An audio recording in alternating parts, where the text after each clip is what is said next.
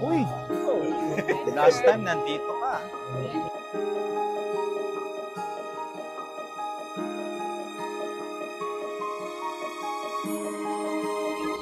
Hi!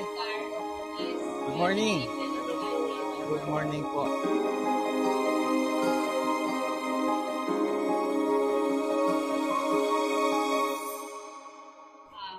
Hi! Okay, so let's all welcome our Dr. Brian Obi Castilla. Yes, hello, hello, hello. Yan ang computation. So, sa protein intake ng patient, we need protein pa rin.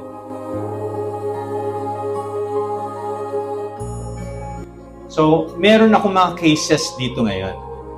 Mga patient who have CKD,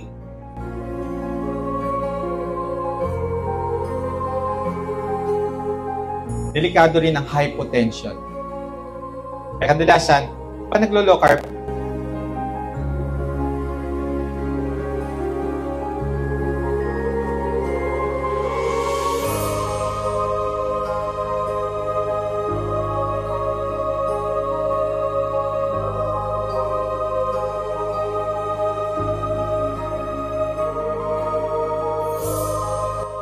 then, you monitor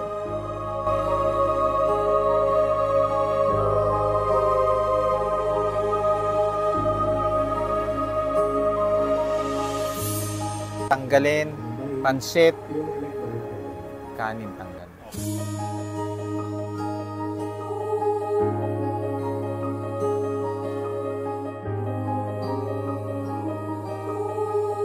CKD5 agad. Diabetic eh. Once you are diabetic, complication niya ang CKD. Kaya pag hindi nyo makontrol ang sugar nyo, expected nyo, mamili lang kayo.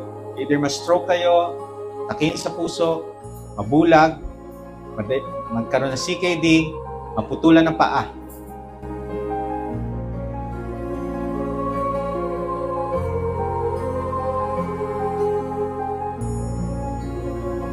Two eggs a day ka muna, tapos focus ka muna sa chicken and fish and vegetable.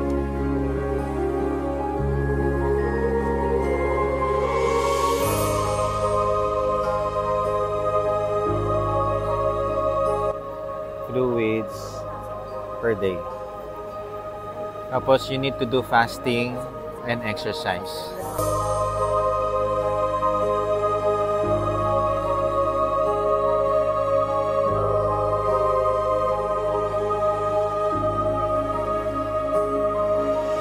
HDL mo mababa.